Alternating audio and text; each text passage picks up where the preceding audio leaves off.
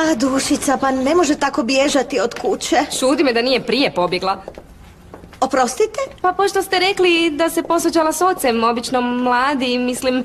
Pa znate kakva su djeca u toj dobi? Da, a njezina majka? Ne, majka je umrla. O, moja sućut. Ima li nekog od obitelji kome se možete obratiti? Njezin djed Non je vrlo zaposlen. A s majčine strane? Ne. Njezina majka nije imala nikoga. A nije?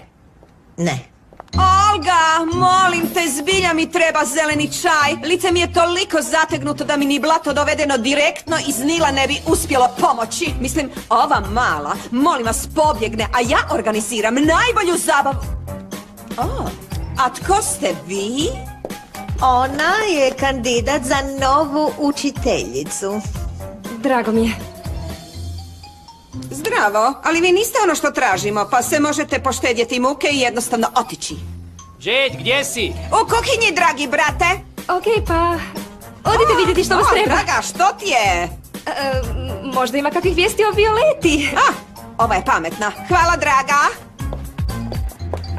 Kakva vam je ona?